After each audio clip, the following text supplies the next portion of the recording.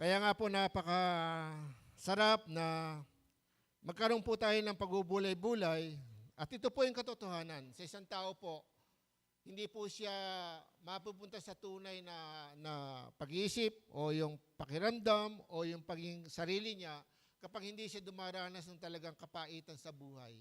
Totoo po yan. Maraming tao kasi, may kasabihan nga tayo mga Pilipino, pag hindi nauntog, hindi nagigising, di ba? Hanggang hindi ka nagiging matigas ang puso sa pagsunod sa kalooban ng Diyos. Pero mga kapatid, sa panahon na ito, kung ikaw ay tunay na Kristiyano, naunawaan mo yung sinasabi ko at hindi ka nahihirapan. Pero kung ikaw ay ngayon ay naghahanap ka pa at tunay na hindi ka pa kontento sa pagiging buhay Kristiyano mo, ay iyon po, magtanong-tanong po tayo. Hindi ko po sinasabi na tayo po ay maging perpekto para tanggapin tayo ng Panginoon. Kasi po, tayo po lahat ay binigyan ng bagong pagkatao. Hindi po yung lumang pagkatao natin ay binago ng Diyos at ngayon ay karapat-dapat na tayo sa Diyos. Hindi po. Kaya nga meron tinatawag na born-again experience. Ito po yung regeneration. Kaya tandaan po niyo, lahat ang nasa inyo ngayon, kaya ka naririto at kaya ka nagpapatuloy rito sa pakikinig na yung salita, kahit saan man, lahat ng sambahan ng anak ng Diyos ay nanatili, nakikinig ng salita ng Diyos, sumusunod sa kalooban ng Diyos, sila po ay binigyan ng bagong buhay at may bagong pagkatao po sila. Tayo, lahat ng kumilala kay Jesus Christ ay binigyan ng bagong pagkatao sa pamamagitan ng Holy Spirit. Kaya tandaan nyo, hindi po ikaw mabuting tao kaya ka tinanggap ng Diyos. Hindi ka naging tanggap-tanggap sa Diyos. O saan po sila pupunta? Makikilibing.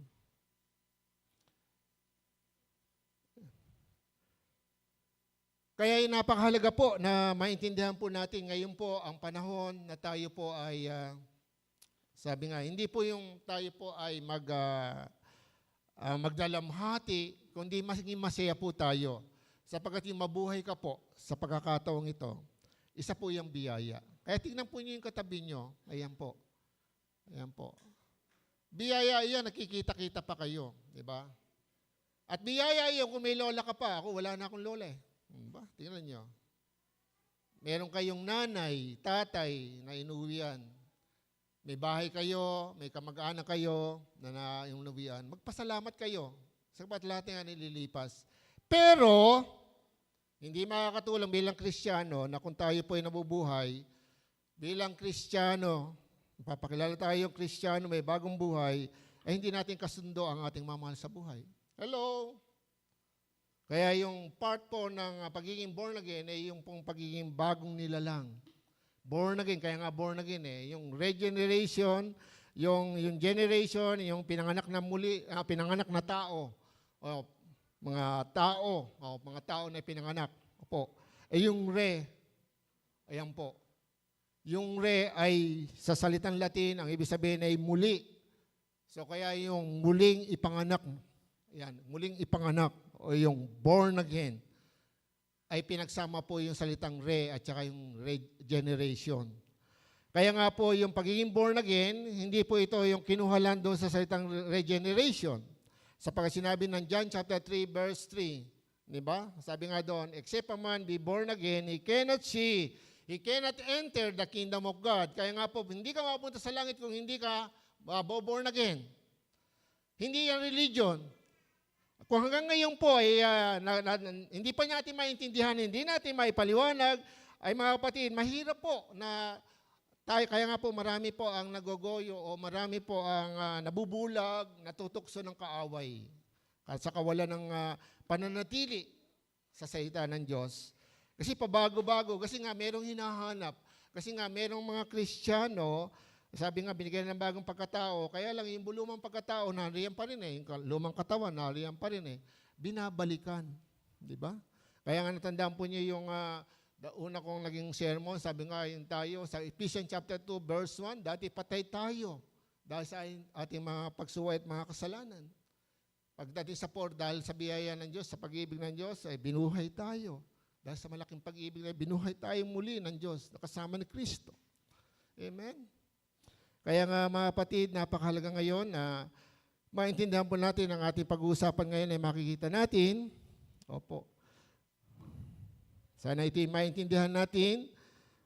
At kung hindi po kayo nagbabasa ng Bible, sasabihin ko po sa inyo, babala ko po sa inyo, katulad na nangyari sa ating pong kasama at kapatid na si John Paul, opo, naniniwala po ako na siya po ay kinikilusan ng Banal na Espiritu dahil meron pong bagay na ginawa ang Panginoon sa kanya. Hindi lang po yung dahil nag-aksidente siya, hindi po. Hindi po. Maraming paraan ng Diyos para tayo kuhanin. Pero kung minsan, meron pong mga bagay na hindi po natin maintindihan pero yun ay kalooban ng Diyos.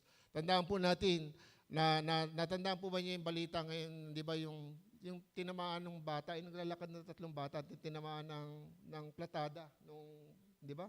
Yung namatay po na yun, di ba? Sabi nga, nandun sa PW niyo yung Bible at yung mga verses na nakasulat doon, yung mga laruan niya nando doon. Ibig sabihin, yung mga magulang niya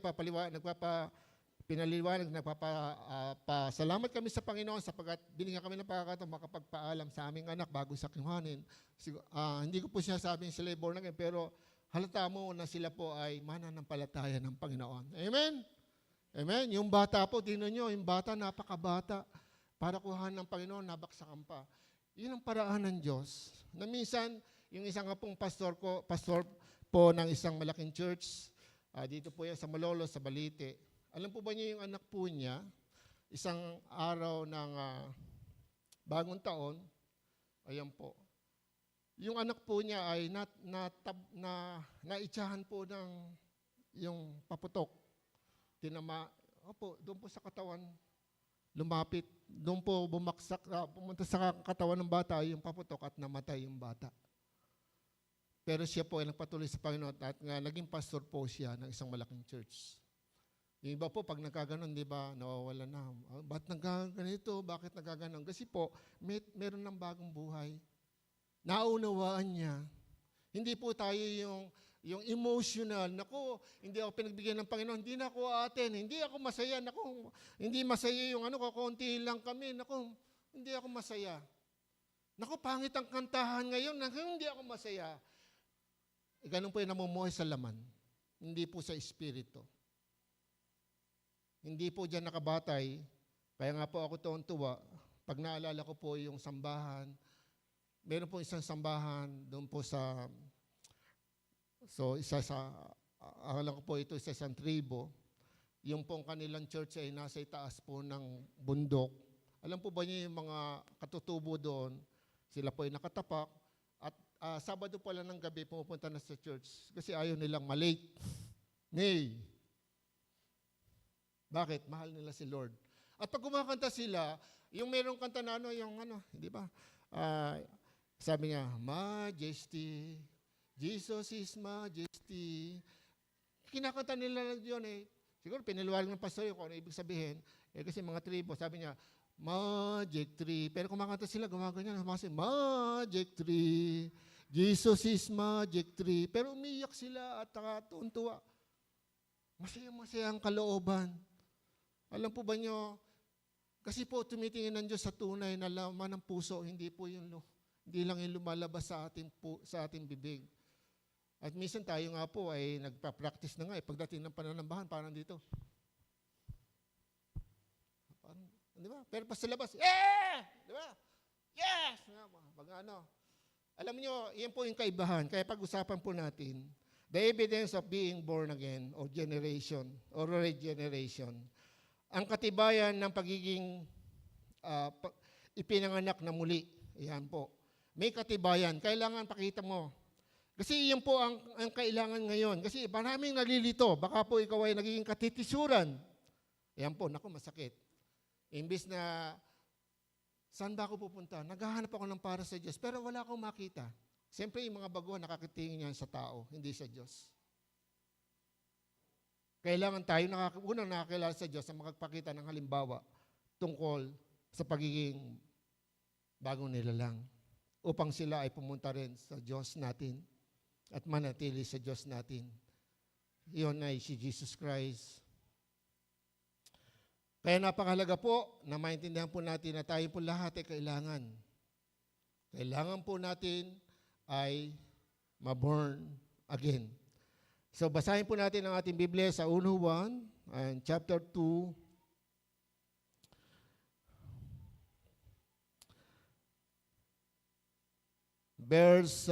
Simulan natin sa 18. Siguro simulan natin sa 18 hanggang 29. Mga anak, ito ang huling panahon tulad ng inyong tulad ng inyong narinig, darating ang kaaway ni Kristo at ngayon ngay marami nang lumilitaw na mga kaaway ni Kristo. Kaya't alam nating malapit na ang wakas kahit na sila'y mga dati nating kasamahan at mga taong iyon ay hindi natin tunay na kasama sapagkat kung sila'y tunay sa atin, natili sana silang kasama natin. Ngunit umalis sila upang maging maliwanag na silang lahat ay hindi tunay na kasama natin. Ngunit ipinagkaloob na sa inyo ang Espiritu Santo at dahil dito, alam na ninyo ang buong katotohanan. Sumusulat ako sa inyo hindi dahil sa hindi ninyo alam ang katotohanan, kundi dahil alam na ninyo ito. At alam din ninyong walang kasinungalingan na nagmumula sa katotohanan. Sino nga ba ang sinungaling? Hindi ba't siya na nagsasabing si Jesus ay hindi ang Kristo? At ang nagsasabi nito ay kaaway ni Kristo. Hindi nila pinaniniwalaan ang Ama at ang Anak. Ang hindi kumikilala sa Anak ay hindi kumikilala sa Ama. Ang kumikilala sa Anak ay kumikilala rin sa Ama. Pakinggan ninyo ang inyong puso. Pakaingatan ninyo ang inyong puso. Ang narinig ninyo sa simula pa, kung gagawin ninyo ito, mananatili kayo sa Anak at sa Anak at sa Ama. At ito naman ang ipinangako sa atin ni Kristo, ang buhay na walang hanggan. Isinusulat ko sa inyo ito upang bigyan kayo ng babala laban sa mga taong nagnanais na iligaw kayo. Gayunpaman, ang Espiritu ay pinagkaloob na ni Kristo sa inyo. At habang ang Espiritu ay nanatili sa inyo, hindi ninyo kakailanganing turuan pa kayo ng iba. Ang Espiritu ang nagtuturo sa inyo tungkol sa lahat ng bagay. Lahat ng itinuturo niya ay totoo at walang bahid ng kasinungalingan. At tulad ng itinuturo ng Espiritu, manatili kayo kay Kristo. Kaya nga, mga anak, manatili kayo sa Kanya upang maging panatag ang ating loob sa muling pagparito niya at nang hindi tayo mahiya sa Kanya sa araw na iyon. Kung alam ninyong si Kristo ay masunurin sa kalooban ng Diyos, dapat din ninyong malaman na ang bawat sumusunod sa kalooban ng Diyos ay anak ng Diyos. Sa ibang salin po yan ay ipinanganak ng Diyos. So purihin po ang Panginoon sa pagkabasa ng Kanyang salita. Mga kapatid, ay ito po. Ito po yung katotohanan na ngayon po tayo ay nasa huling panahon na. At tandaan po natin, ngayon po, ang inaasahan po, at sana'y huwag kayong malito, pero maging handa kayo at ipanalangin nyo. Alam po ba nyo, ang inaantay po ngayon, at marami po sa Amerika ngayon, iba po ay nagbenta na ng kabuhayan. Sapagkat, ang sabi, meron daw rapture po itong September to October. Alam po ba nyo yung rapture? Kukuhanin ang iglesia. Ang mamanampalataya. Amen? Ang mamanampalataya ni Jesus Christ. Pero wag natin baliwalain. Kasi po marami pong pinagtutunan ng pansin at pag-aaral sa marami. Pero ang sabi sa Bible, ito po yung katotohanan. Sabi ni Jesus Christ, ang pagparito ng anak ng tao ay walang nakakaalam. Walang nakakaalam ng araw, oras, o panahon. Ang Ama lamang. Kahit ang mga anghel hindi alam. Ang Ama lamang nakakaalam. Sabi ni Jesus Christ. Pero, mga kapatid, ito po ngayon nangyayari. Bakit marami naniniwala ngayon po may rapture na? Kaya nga po sabi ko sa inyo, sa huling panahon, maraming pandaraya. Maraming mga bulaang guro. Pero, bakit ganito? Pero totoo may rapture. At paano kung nangyari nga ngayon? Nakahanda na ba kayo? Ano ang paghahanda gagawin natin? Totoo ka bang Kristiyano? Tignan mo yung katabi mo. Totoo ka bang Kristiyano? Yun po yun. Hindi po yung nasa loob ka ng kapilya, hindi yung masamba ka, hindi ka lang yung ikaw ay mabuting tao, mabait na tao, hindi ka na mapupunta sa langit pag ikaw mabuting tao. Hindi po nangangahulugan naman po na pag ikaw po ay yung kalaban ni Kristo, ay yung pong hindi ka na masasamba sa loob ng kapilya, hindi ka na pupunta. Meron po nangyayari na iba, nagbabackslide. Yung sinasabing kaaway ni Kristo, yung pupunta po sa ibang paniniwala. Hindi na matanggap yung, si Kristo, kailangan pa yung ganito, kailangan pa yung ganito. Maraming nagtuturong ganyan. Ngayon, ang pinag-usapan nga sa Amerika, UFO. Hello? Ngayon sa China po, ang inaano po nila, yung mga robot, nasa panahon na po tayo ng huling panambay. Basahin nyo yung Daniel, yung aklat ng Daniel. Nangyayari na po ang lahat ng bagay. Kaya nga po, ang tinatansya po ng marami nag-aaral, malapit na talaga, totoo pong malapit na, kahit na ako tanong nyo, malapit na po dumating ang Panginoon. Hindi ko na sinasabing 2026, 2027, pero ito pong masasabi ko sa inyo, merong darating po, aalisin ng Diyos ang kapayapaan. Kaya nga, pag-pray po niyong mabuti, nasana po, kasi konting-konting kibot na lang, at ngayon na po nangyayari na yung gera. Hello, nakasulat siya sa Biblia. At sasabi, yung digmaan, yung away ng mga kaharian, bansa sa bansa, ito'y pasimula pa lamang ng paghihirap. At tanda natin, bago dumating si Jesus kasi, yung paghihirap na bagong nanganganak, yung nalilito tayo, bakit ganito, hindi mo na malaman nangyari. Hallelujah. Makinig po tayo sa sinasabi ng banal na kasulatan, mga kapatid. Ito po yung katotohanan na ngayon po, ang panahon, ang huling panahon. Kaya nga po, kung gusto po nyo na huwag nang mahirapan, katulad ni John Paul, sige po, panalangin ko kayo. Gusto nyo? Hello. At tayong mga magulang, wala po tayong mapapamanang, kasi pagdating ng rapture, ano pa? Kaya iniisip ko nga, sa Amerika, totoo po yan, sa Amerika po, ba't bibenta pa yung kabuhayan mo kung talaga naniniwala ka na ma-rapture ka? Iwanan mo na lang. Hello? Ano mo yung pera? Madadala mo ba yung pag nag-rapture? Hello? Pero ngayon, kung hindi ka po naniniwala, mga kapatid, ako po nananalangin, na sana po maging seryoso po tayo. Kasi po yung nangyayari kay John Paul, sabi nga, nadinig niyo pang patotoo sa kanya, mabuting bata, magilib, ang daming kaibigan, ang daming ano. Di tignan po niyo, di ba? Parang nangihinayang kasi mabuting bata yan, saka ano. Hindi, may panahon ng Diyos. May panahon ng Diyos para kuhanin tayo. May tinakdaan Diyos. Hindi mo sasabing, mamamatay ako pagdating ko ng 60 o 70. Ako 65, magsi-65 na ako ngayon. So, hindi ko alam. Pero nakahanda ako at di ako natatakot. Kasi alam ko nasa Panginoon ako. Ikaw ang makakasagot niyan kung ikaw ay nasa Panginoon. Kasi kung sino ang Diyos mo, yun ang laging sasambahin mo. Bakit ka naririto? Bakit ka pupunta sa sambahan? Dahil mahal ko si Kristo, kinikilala ko si Kristo. Bakit ka nagbabasa ng Biblia? Dahil siya ang aking Panginoon, tigapagligtas. Gusto ko ang kanyang tinig ay madinig. Hello? Pero kung hindi po, mahirap. The born again believes that Jesus is the Christ. Ang born again, o ang pinanganak na muli ay naniniwala na si Jesus ang Kristo. Doon sa verse 20 ng ating Biblia, so babasahin ko po sa inyo sa version ng ang Biblia, ayan po, ang Biblia. Ang sabi po dito, sa verse 1, so sa 1 Juan chapter 5, ayan po, sabi dito, ang sinumang sumasampalataya na si Jesus, ang siyang Kristo, ay ipinanganak ng Diyos. Sa isasalin po niya ay anak ng Diyos. At ang bawat umiibig sa magulang ay umiibig din naman sa anak.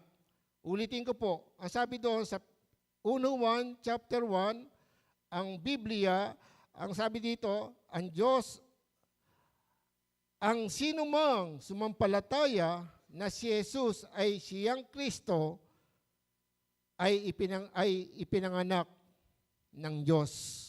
Ipinanganak ng Diyos o anak ng Diyos. Merong bagong buhay. Kaya tandaan po niyo, hindi niyo ito maiintindihan at matatanggap kung talagang wala pa si Kristo sa puso mo. Pero kung ito po ay alam mo na wala nang iba. At ano man ang mangyari, hindi ka maililigaw ng anong pamang mga katuruan. Tandaan po natin, kung si Jesus ay ating Panginoon at tagapagligtas, dapat na sumunod tayo sa Kanya. Opo. Kung tayo po ay kinikilala natin si Jesus ang ating tagapagligtas, dapat siya yung ating Panginoon na sinusunod. Totoo po yun. Kasi po kaya nga po, nagiging sinungaling tayo, Kristiyano ako, born again ako, pero kung ano ginagawa mo, puro sanlibutan. At wala kang pagsisikap. Ano po? Wala kang pagsisikap.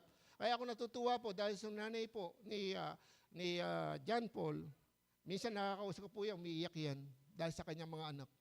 Alam po ba niyo, sabi sa Bible, dahil sa mananampalataya isang magulang nagiging karapat-dapat ang kanyang mga anak sa harapan ng Diyos. So hindi po nangangahulugan maliligtas kagad sila.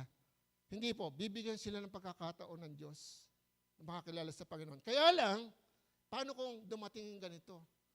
Aksidente, hindi mo gusto, darating bilang pagpalo. Naalala ko yung sa Plaridel, mag-asawa po yung maaten, naglilingkod sa Diyos. Huminto, bumalik sa dating buhay, nagsusugal. Isang araw po, na-aksidente yung kanyang bunsong anak, patay. Nandun sila sa sugalan, pero dati sila born again. Alam po ba niyo, mula po noon, bumalik sila sa church. Kasi alam nila, pinalo sila ng Diyos. Sakit, di po ba? Kasi, bakit po? Yung bunsong anak po kasi, yung mga bata, sabi nga sa Bible, ang mga bata ay kabilang sa karya ng Diyos. Mga muwang pa sila. Pero pag may edad na po, ngayon po, pag may 6 years old na ang bata, marunong ng malaswa na mga kaisipan, di ba? Hello? Totoo po yung kinakwento ko sa inyo. Kaya lang, kasi po yung narinig kong patotoo po yan sa Tanikalan Lagot. Kaya nga po yung DCS, inaano ko po sa inyo, maraming kayo matututuhan, tatatak sa isip nyo na meron pong isang born again, manananganganta, nakatapos siya ng pagiging doktora, samantala ang kanyang tatay ay tricycle boy lang. Hello? Dahil sa biyaya ng Diyos, maraming ginamit ang Diyos na hindi niya akalain. Amen? Na nagpabigay ng pag-aaral sa kanya, nagbigay ng marami. Pero hindi kaya ng mga magulang at nagkautang-utang nga sa eskwelahan, pero nabayaran lahat yun dahil may ginamit ng Diyos na hindi niya akalain, hindi sa kilala. Nakagraduate siya ng doktor. Doktora yung song leader na ito sa church. Hello? Kaya wag natin maliitin ang kalooban ng Diyos. Wag natin maliitin ang kapangyarihan ng Diyos. Naunawaan ito ng mga born again. Kasi ang mga born again, kasi ang pagiging born again, experience yan. Makakasama mo ang Lord. Pag may ginagawa kang masama, matutulog ka, kakausapin ka ni Lord. Magkakaroon ka ng kalungkutan. May conviction sa kasalanan. Mahihipo ka. Amen? Kaya napakahalaga po yun. Kung si Jesus Christ ang ating tagapagligtas, sabi nga ng John chapter 14, verse 15, kung iniibig niyo ako, kung siya ang ating tagapagligtas, siya ang unang umibig sa atin, sabi nga sa John chapter 3, verse 16, gayon na lamang ang pag-ibig ng Diyos sa libutan, kaya binigay niya ang kanyang bugtong na anak. At dahil sa pag-ibig ni Kristo sa atin, inalay niya ang kanyang buhay. Para po saan? Sa iglesia, sa mga mananampalataya. Kaya ngayon po, ang napakahalaga na ilagay po natin sa ating isip, dapat yung pagmamahal kay Kristo. Dahil siya ang unang nagmahal sa atin. Iyan po ang tunay na buhay ng isang mananampalataya. May ibig natin ng Diyos, hindi dahil sa gusto lang natin, dahil tayo nakokonsensya o na emosyon. Hindi po. Dahil din sa Holy Spirit. Yung tunay na pag-ibig, maibibigay na natin ngayon. Amen? Kaya nga po walang kawala eh. Kaya nga doon malalaman kaya nga po kailangan merong paghihiwalay eh. Kaya nga yung comparison, nagdadala po ito sa paghihiwalay eh. Yung division eh. Comparison, ikumpara mo yung buhay na sinasabi sa Bible bilang Kristiyano at tingnan mo yung buhay mo para makita mo kung ano yung pagkakaiba. At doon ka magpapasya. Iyon po ang mahalaga. Meron po tayong free will. Kalayaan ay binigay ng Diyos para mamili. Lahat ang nadinig mo dito, paglabas mo dito, hindi totoo yun. Nasa sa'yo yun. Hello? Pero kung ilalagay mo sa puso mo yan, matutuwa sa iyo ang Diyos. Papatnubayan ka niya pero kakalabanin ka ni Satanas. Hello? Hindi po totoo na ang buhay Kristiyano ay maging kampante ka lang.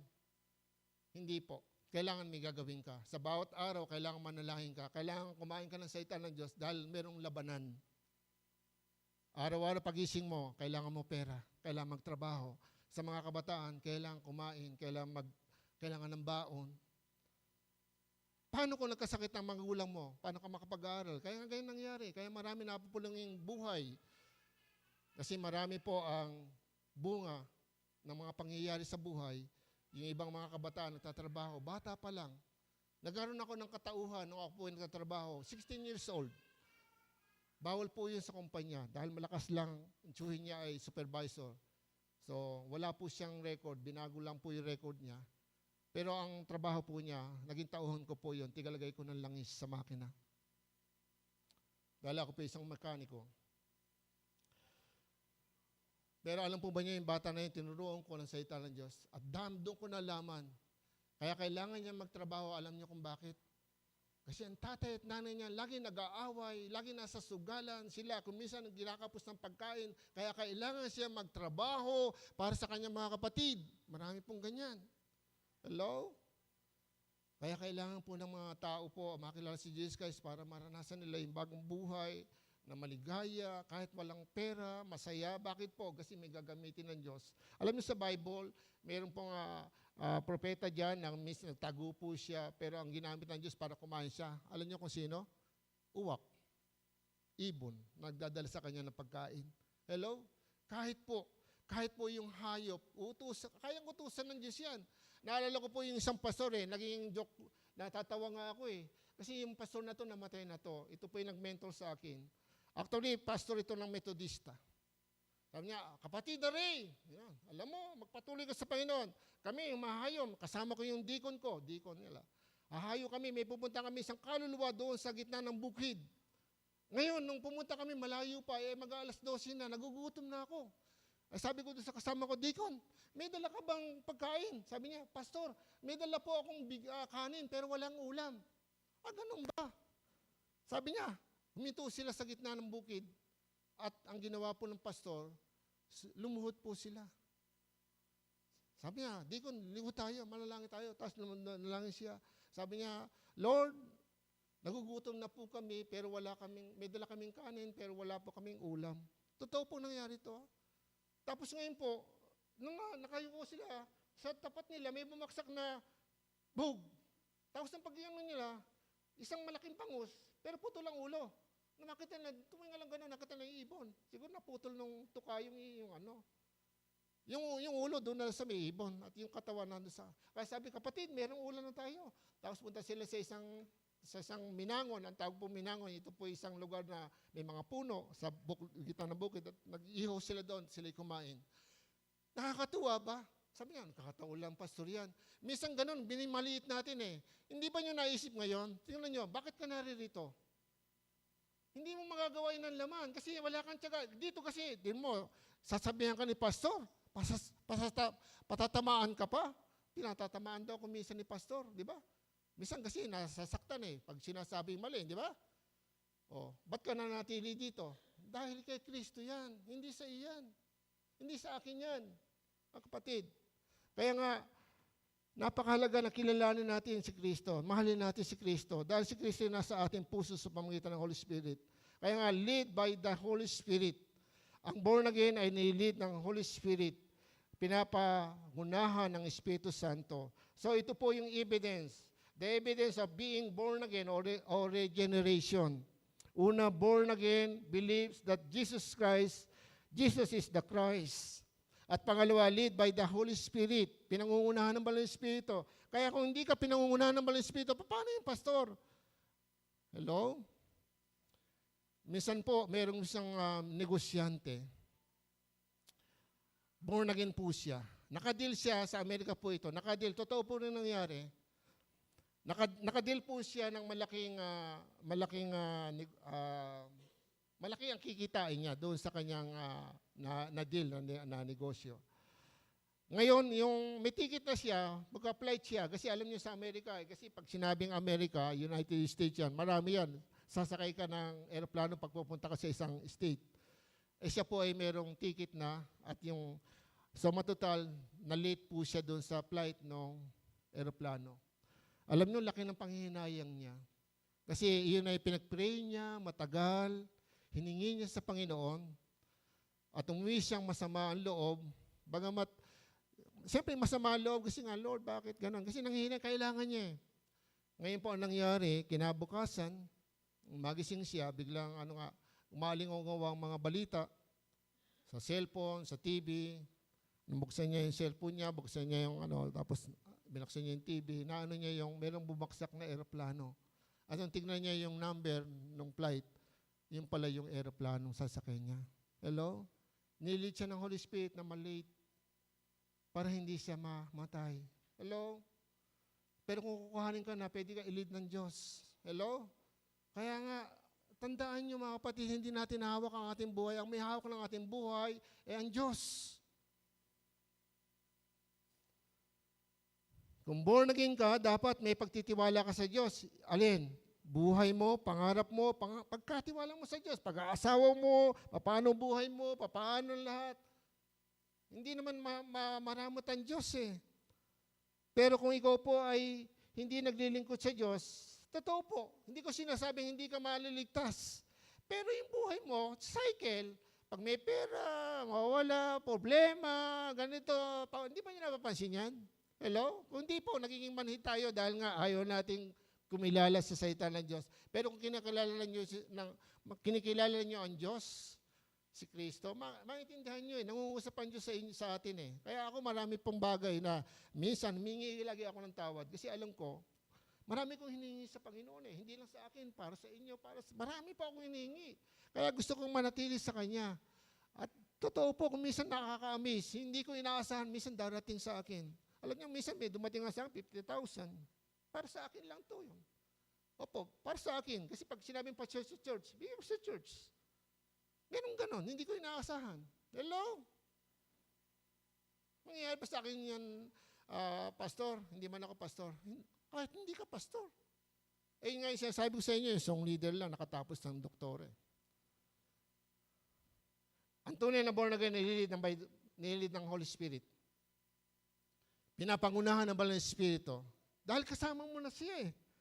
Kaya nga sabi nga dito, verse 26-27, sabi nga doon, pinangungunahan ng Espiritu Santo. Ayan, ang mga born again. Sabi doon sa verse 27, gayon man, ang Espiritu ay pinakaloob na ni Kristo sa inyo. At habang ang Espiritu ay nanatili sa inyo, hindi niyo kailangang turuan pa kayo ng iba. Ang Espiritu ang nagtuturo sa inyo tungkol sa lahat ng bagay.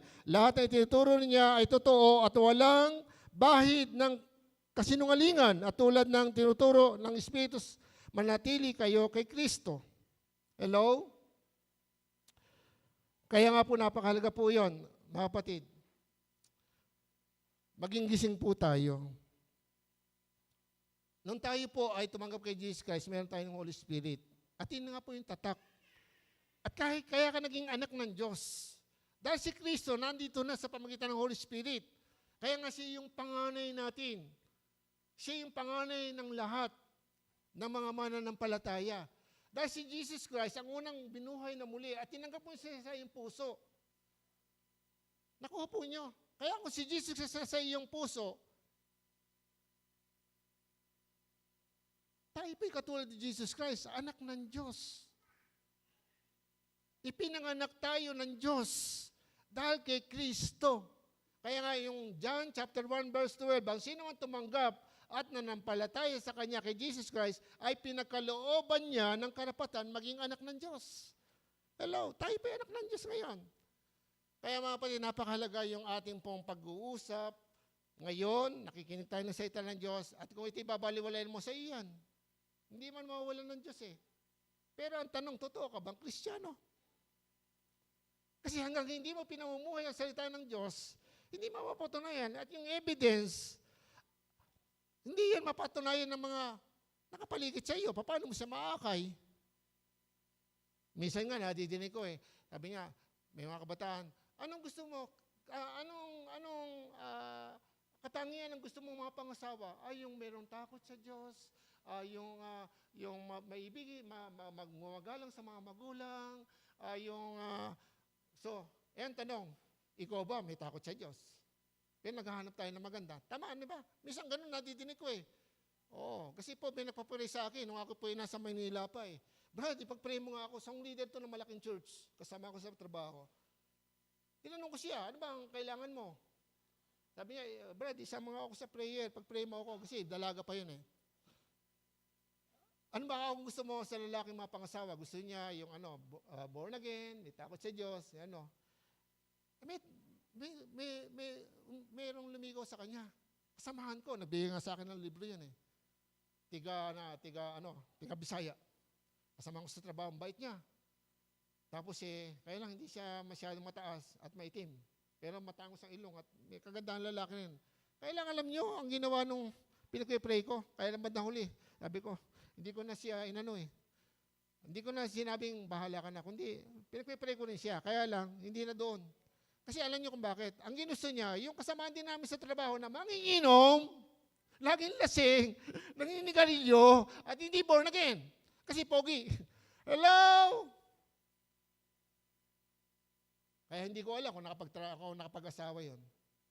Kasi maganda lang eh. Nga yung sasabi ko. Pero may sinasabi ang Bible, hindi ko po kayo sinasabihan. Kasi marami pong instances sa Bible, sa atin sa church, sa atin sa mother church. May mga kapatiran na napangasawa niyan, hindi mananampalataya, pero sila po ngayon naglilingkod lahat sa Panginoon. Pero hindi sila naging leader sa iglesia.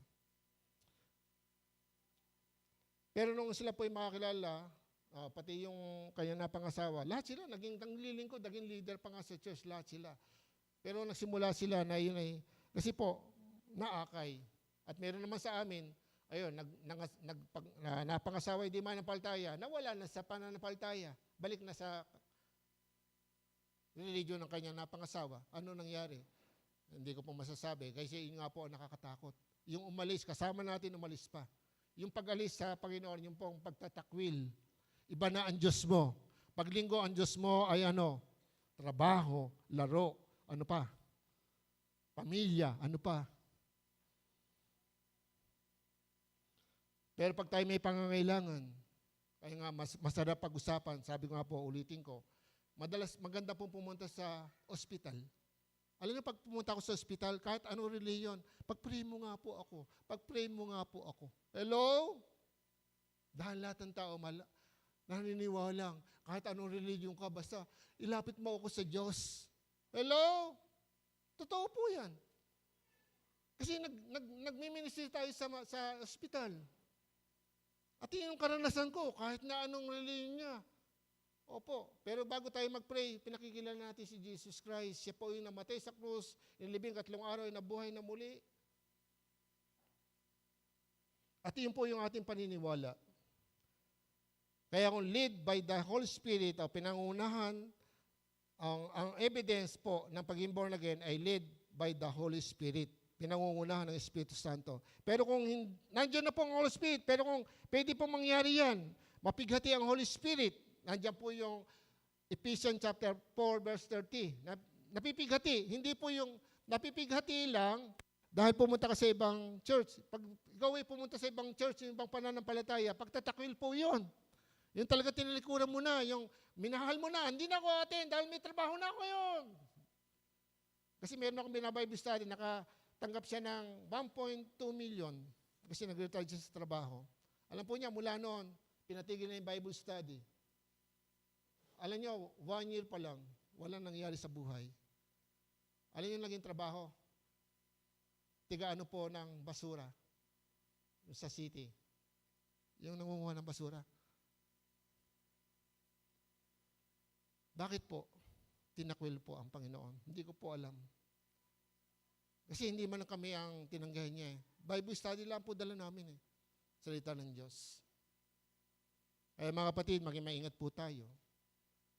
The evidence of being regeneration or born again ay yung lead ka ng Holy Spirit.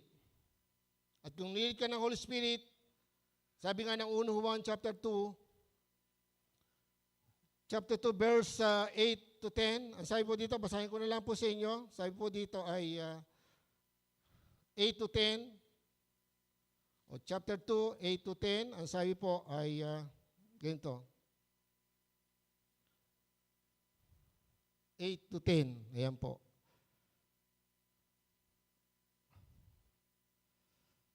Okay. Ngunit,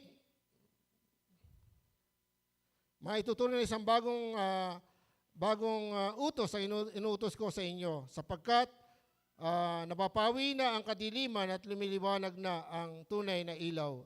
Ang katotohanan nito ay nasaksihan sa buhay ni Kristo at nakikita rin naman sa inyo. Yan po yung katotohanan. Yung nakikita kay Kristo, nakikita rin po sa atin. At ang nagsasabing siya ay nasa liwanag, ngunit napopoot sa kanyang kapatid, ay nasa kadiliman pa. Yung pong parang laging may kagalit. Kahit na born again na, kagalit pa yung kapatiran. Yun po, hindi marunong magpatawad, wala ngayon. Kakahiwalay. Ang umiibig sa kanyang kapatid ay nanatili sa liwanag at ang hindi nagiging sanhi ng pagkakasala ng iba, hindi naging katitisuran.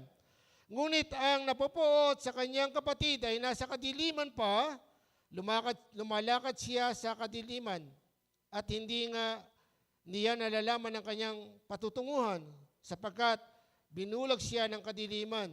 Ayan po. Kaya maliwanag po mga kapatid, napakahalaga po yung utos po ng Panginoon na tayo po ay mamuhay sa pag-ibig. Mahirap ba yung pastor? Madali. Kasi yung Holy Spirit, kung babalikan po niyo sa pag-aaral, Galatians chapter 5, verse 22, ang bunga ng Espiritu ay pag-ibig. Kaya nga ang mga taong walang pag-ibig, hindi umiibig, hindi siya namumuhay sa Espiritu. Hello? Kung minsan na ito masakit, mag-Kristyano na, sumasagot pa sa magulang. Kahit anong mangyari, magulang mo yan, igalang mo yan, mahalin mo yan, dahil yung utos ng Diyos. Paano pa? So nainis na ako. Yun nga ba't magulang mo yun, kainisan mo? Hello?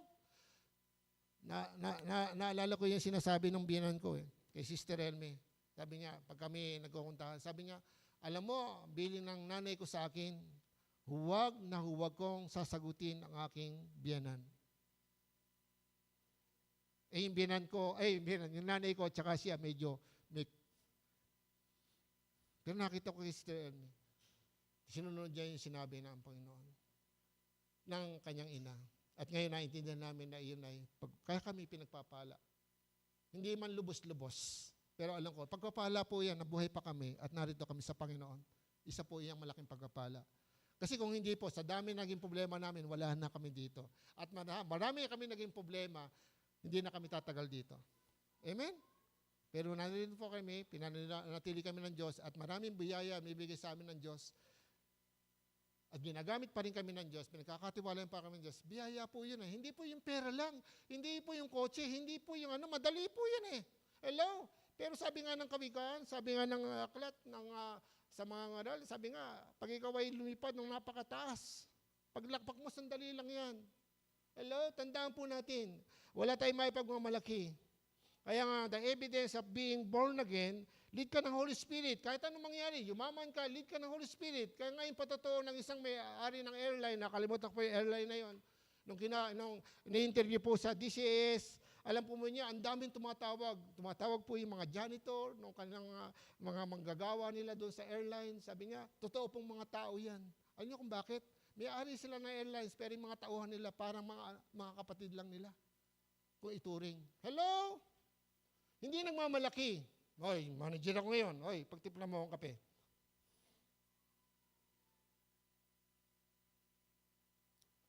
Minsan ganun po tayo kasi hinamanan natin sa Kastila Kaya pag tayo, marami po sa atin ang lalait, di ba? Luluhod ka sa harapan ko. Di ba? Pag ako'y yumaman. Di ba?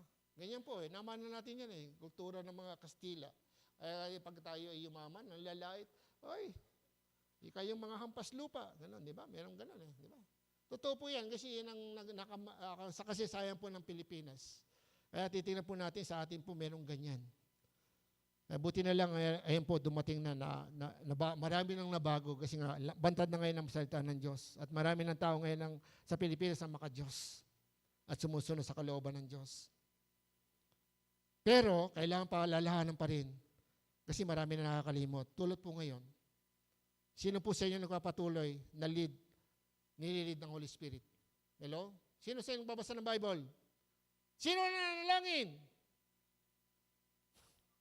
Di ba ang hirap? Alam nyo, ipagbayo po niya na magsalita po ako sa inyo ngayon.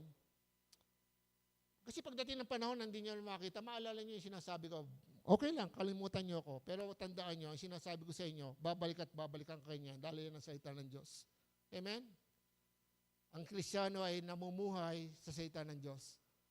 Sumusunod sa Diyos. Nililid ng Holy Spirit. Kaya para sa akin, hindi ko pa pinanghinayangan yung mga bagay na pangarap ko. Kung ako po tatanungin nyo, mas malaki yung pangarap ko kaysa inyo.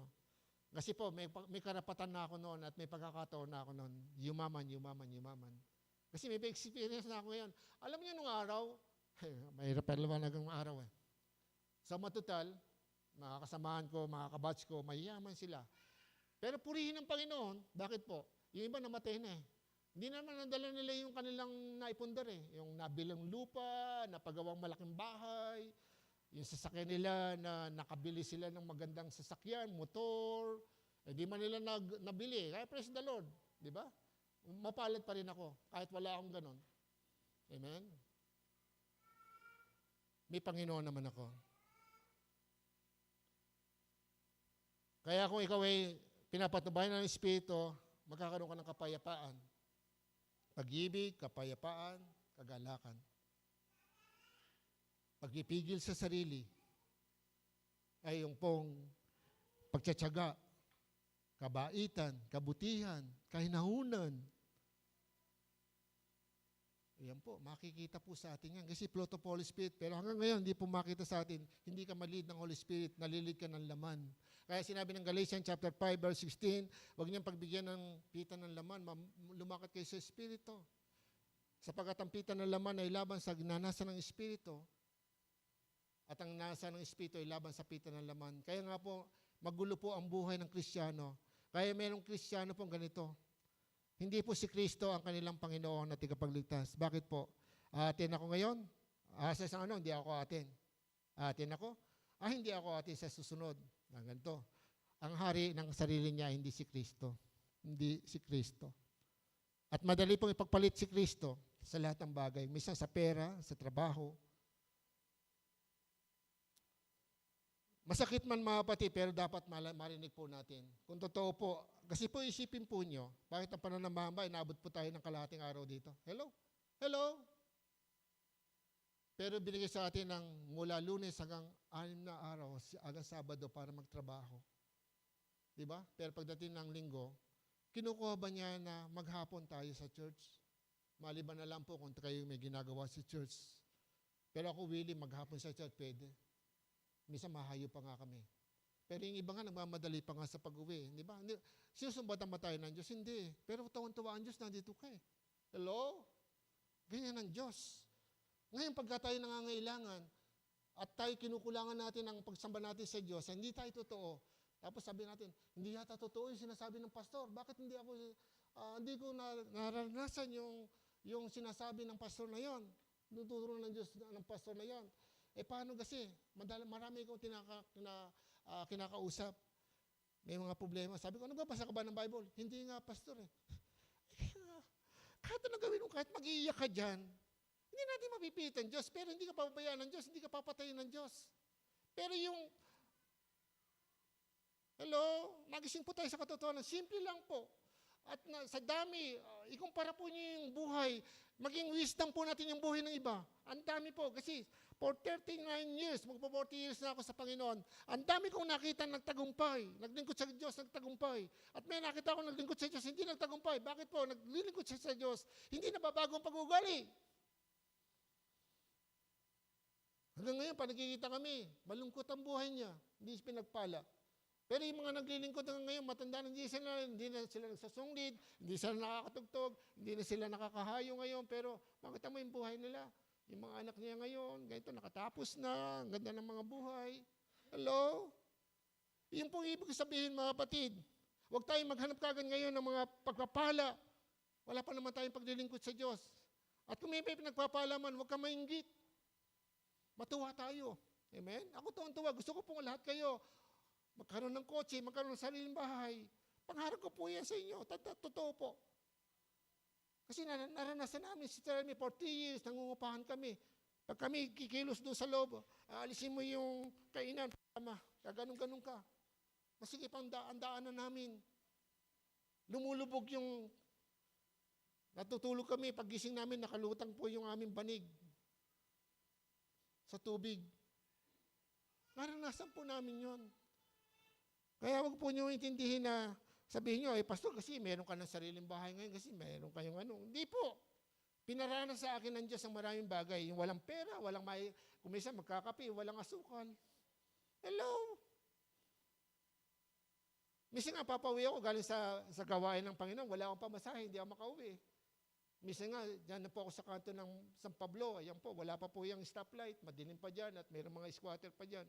Alam po ba niyo, sabi po, ano ako papauwi na.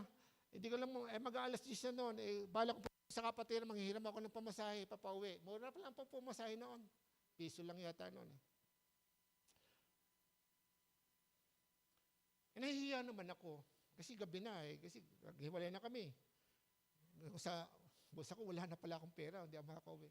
Ang ginawa ko sa nandun ako sa kanto, nagpe-pray ko, Lord, mahamog-amog na. Sabi ko, Lord, pauwi na po ako, wala akong pamasahe. Alam po ba yan, nagpe-pray ako ngayon, may itong jeep doon sa harapan ko, yung karatig, alam niyo yung karatig? Meron pa ba noon, karatig, di ba? Minto doon sa harap ko, sabi niya, Ray, uwi ka na ba? Sakay ka na. Alam niyo kung bakit? Kilala niya ako. Kamag-anak po namin yon, tiga lang po sa amin. At ang bahay nila, lalagpas pa doon sa amin. Kaya, praise the Lord. Nakauwi ako, nag-pray lang naman ako, wala akong pamasahe. Hello? Kung hindi mo ulan nyo, baka naglakad ako. Hello? Pero hindi nalaw ng Diyos So, makakunin naman, pastor, yung mga kwento mo. Binibigyan ko lang kayo ng wisdom, mga kapatid. Minsan po, naghahanga tayo ng napakalaki. Pero minsan, malaki nawawala sa atin. Kasi nga, yung pinagmumula ng malaking pagkapala, hindi natin inuuna. Hello? Kaya maraming mga pagkapalang darating sa atin, parang buslo lang, wala lang. Hindi natin maranasan yung kaligayahan. Kaya nga yung kanta na, kahit wala kang pera, di ba't masaya? Sabi, whoo! Dalawa lang yung whoo. Maaring naniniwala o maaaring hindi. At bandang huli, lives in righteous life, nabubuhay sa isang matuwid na buhay. Verse 28 to 29. Ito po. Babasahin ko na lang po doon sa ang Biblia. At ngayon, mga munting anak, manatili kayo sa Kanya upang kung mahayag siya o dumating na siya o pumarito na siya, muli siyang pumulik, ay magkaroon kayo ng pagtitiwala at hindi kayo mapahiya o mahiya at hindi na mapahiya sa harapan niya sa kanyang pagdating. Ayan po. Verse 29, kung nalalaman ninyong siya'y matuwid, makakatiyak kayo na ang bawat gumagawa ng katuwiran ay ipinanganak niya. Sa ibang salin po yan ay anak ng Diyos. Dito ay ipinanganak niya. So na born again, nabigyan po ng bagong buhay ng Panginoon, ipinanganak ng Diyos. Kaya nga po mga kapatid, napakahalaga po yun. Kung tayo po ay pinapatnubayan ng Banal na Espiritu, kung tayo po ngayon ay namumuhay ayon sa katwiran, yan po ay bunga ng ating pag-isa sa ating Panginoon. At bunga yan ng ating pong pagtanggap sa bagong buhay. Yung pagiging born again. Ang pagiging born again ay laging may evidence, may patotoo, may ebidensya. Pero kung wala po, mga kapatid, at hanggang ngayon, hindi kita hinahatulan, pero ang masasabi ko lang sa iyo, magbago ka na. Magsisig at talikuran ng iyong kasalanan. Paano nga kung ngayon, September, dumating na ang rapture? Hello? Buksan nyo yung inyong mga cellphone, yung nag-googles po kayo, makita po nyo, pero huwag kayong malito. Ang paniwalaan po natin, sabi nga, ang salita ko, sabi ni Jesus Christ, mawawala ang langit at lupa, pero ang lahat ng mga salita ko ay mananatili. Kaya nga, kung anong sinabi ng Biblia, pero bakit ngayon maraming naniniwala? Kasi nangyari na po yan sa Malolos. Way back po, siguro mga 1990, hindi ko po alam kung anong year yon, meron pong Koreano na nagsabi, October din po, magkakaroon ng rapture. Totoo po yan, nangyari po. Ayoko lang sabihin sa inyo kung anong pangalan ng church. Hindi natin ugali. Kundi, maging wisdom po sa atin na nangyari po yan sa Malolos. At hindi lang po sa Malolos, maraming lugar sa Pilipinas. Hindi na po sila umuwi. Nandun po sila sa loob ng kanilang kapilya. After nung pong 24 hours, hindi naman po natuloy ang rapture. Pero sila po binalik uli sa body of Christ. Tinanggap uli ng kapatid. Kasi hindi naman pwede tayo maghatol. Kasi nakasulat sa Bible yan eh. Merong pandaraya eh. May nadadaraya. Pag nadaya ba yung kapatid mo ngayon, naniwala sa ganun eh, hindi mo na siya kapatid? Hello? Minsan ganun tayo eh. Diba? Bakit yung iba bang nasa ibang church, hindi mo natin kapatid? Kaya ako pinagpipili ko lahat ng church. Hindi po tayo lang. Kaya mga kapatid, kung tayo po lumalago sa pananampalataya, sa buhay spiritual, kung talaga tayo po lumalago na, sabihin, hindi natin naisip yung sarili lang natin. Yan po yung ibig sabihin. Pero kung tayo po yung makasarili at tayo lang lagi natin iniisip, sarili natin, ako lang, ako, akin, ito gusto ko, ako masusunod, hari ka ng sarili mo, hindi makapaghari sa iyo ang Kristo. Yun po ang nagiging dilema sa buhay ng isang tao. Paano po kung ikaw ay paluin ng Diyos? At kuhanin ka na sapagkat ayaw niya magpatuloy ka sa pagkakasala. May dahilan po ang Diyos para kuhanin. At hindi natin na maintindihan ang lahat ng bagay. May nakasulatan sa Bible. Inilikha tayo ng Diyos. Lahat ng tao inilikha ng Diyos at itinakda na niya ang panahon at hangganan. Sino nakakalam sa'yo, mabubuhay ka ng 70 years? Baka mamamatay ka ng 20 years, hindi mo alam. Hello? Kaya lang, kung alam mo siguro, matatakot ka. Di ba? Binom mo, ilang. Meron ngayon nangyayari, di ba? Alam niyo, meron pong, hindi ko lang ma-recall, kaya lang, minsan, ano ko po yan. Merong isang pong, patotoo ko na lang po doon dito po sa atin sa Tabang. Isa pong leader doon, isa pong elder ng church, nagkaroon po siya na, nagdadialysis po siya. Hanggang ng bantang huli, bago po siya mamatay, hindi po siya nag-a-absent.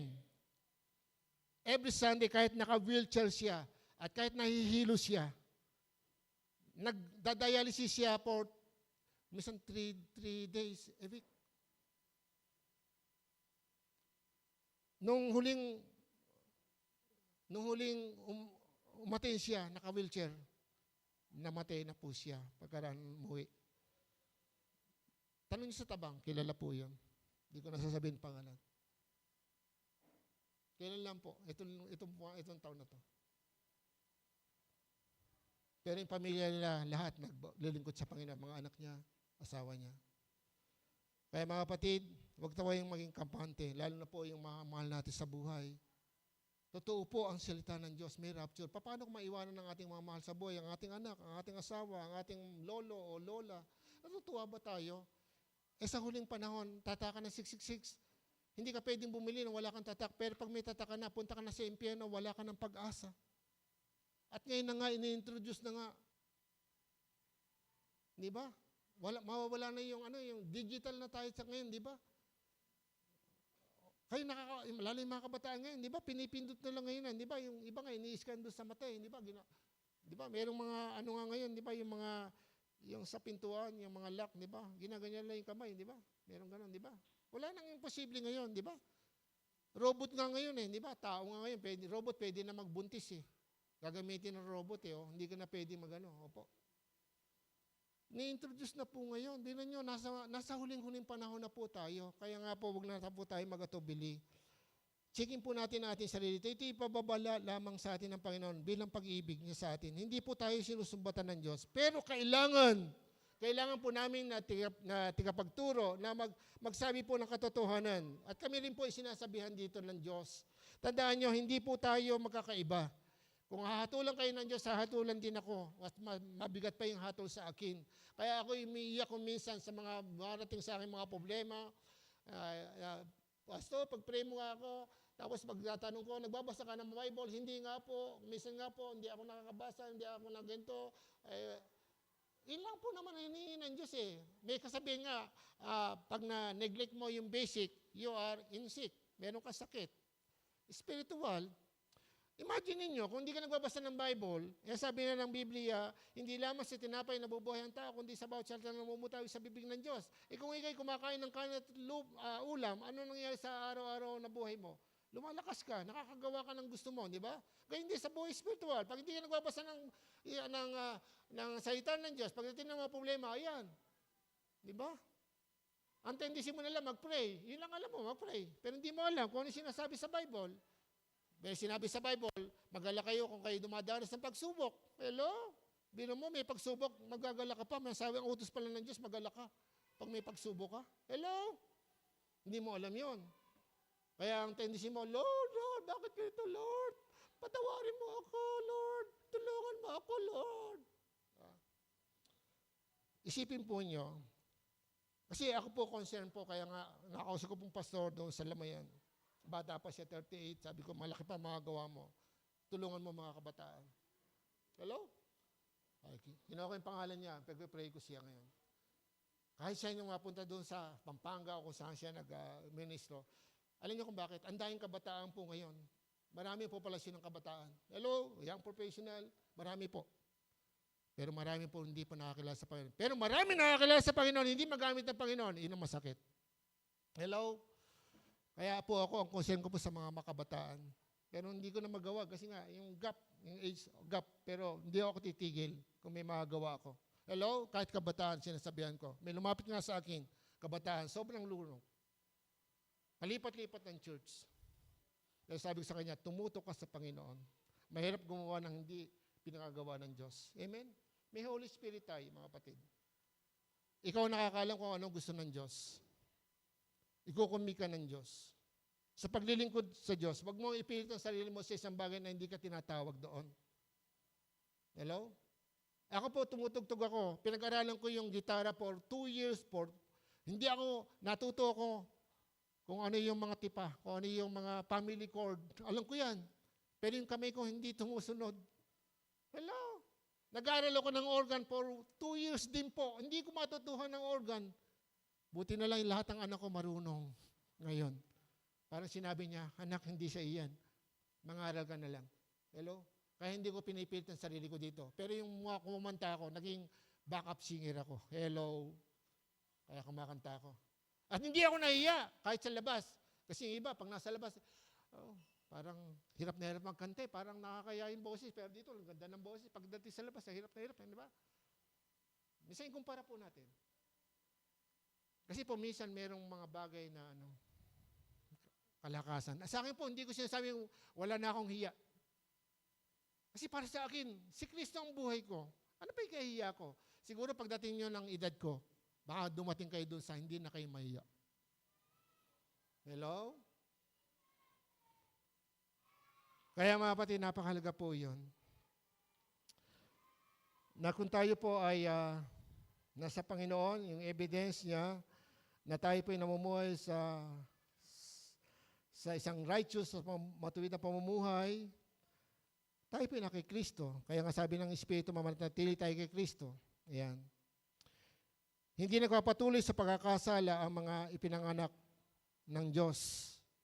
1 Juan chapter 3 verse 9. 1 Juan po yun. 1 Juan chapter 3 verse 9. Ang sino mang ipinanganak ng Diyos ay hindi patuloy sa pagkakasala sapagkat ang kanyang binhi ay nanatili sa kanya at hindi siya maaari magkasala sapagkat siya ay ipinanganak ng Diyos.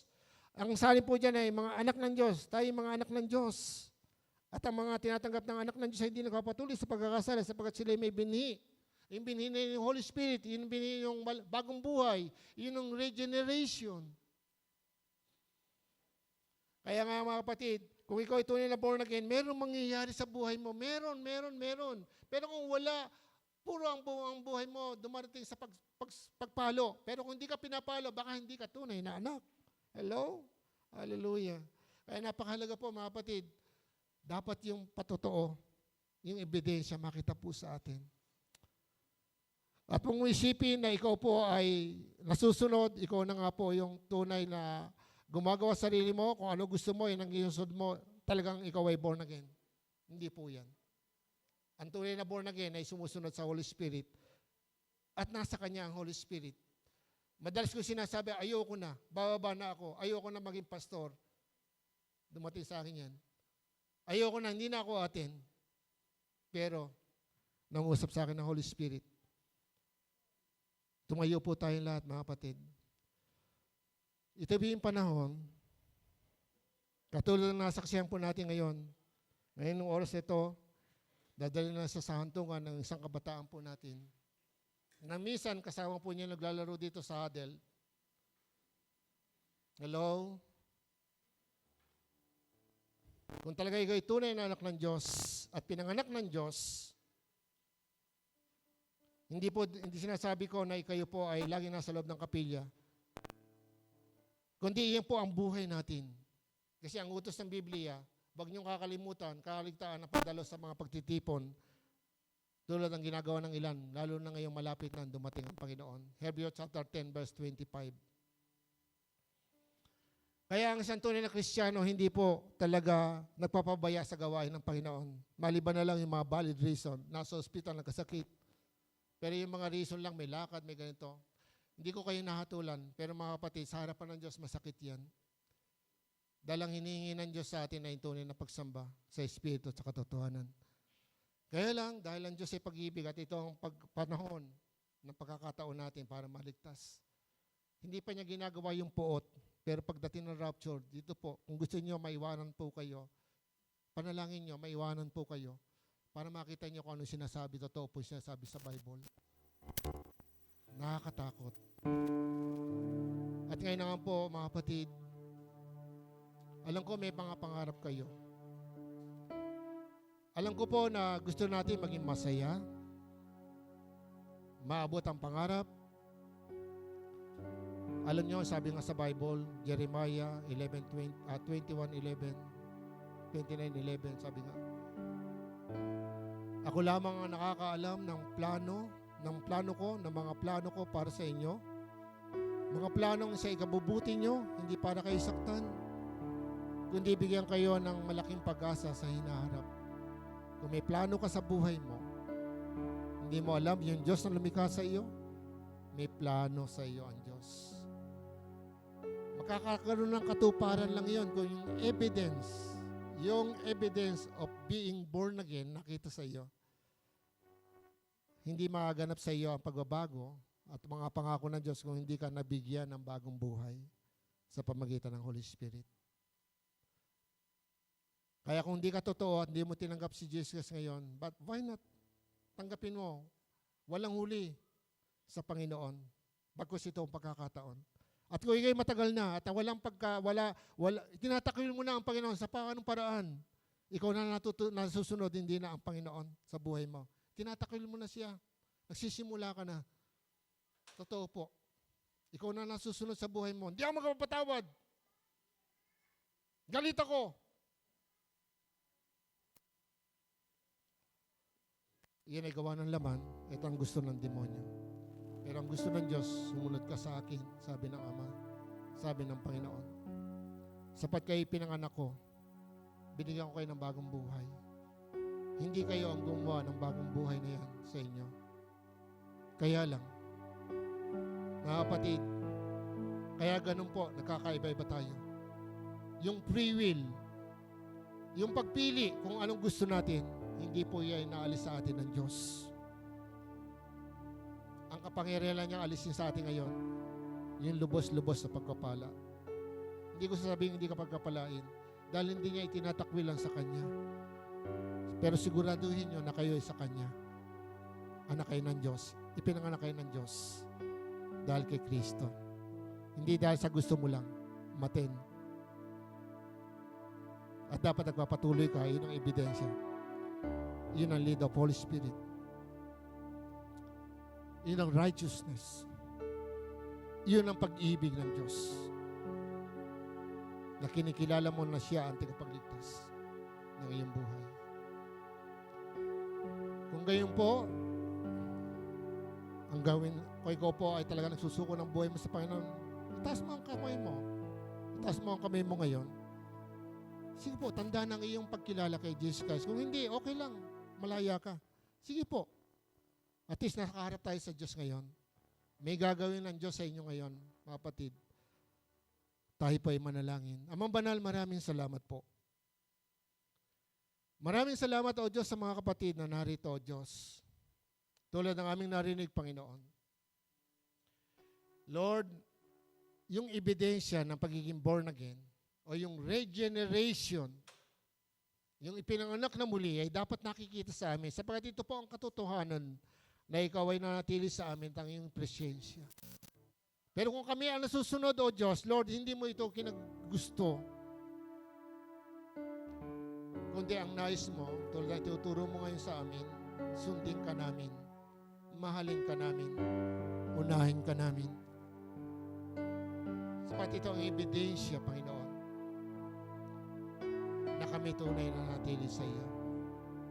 Tulungan mo yung mga kabataang naririto, Diyos. Mga young professional, mga high school level, college, elementarya, mga kids, yung mga parents, O God, na narito, Diyos, yung mga adults, lahat po sila, yung mga lola. Pagpalain mo po kami, Panginoon.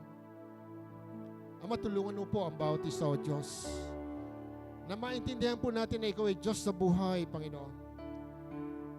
Na tulad na nangyari, Panginoon, ngayon sa isang kapatid naming kabataan, siya'y kinuha mo na dahil may plano ka na sa kanyang buhay. Yung plano mo ay tapos na sa kanyang buhay.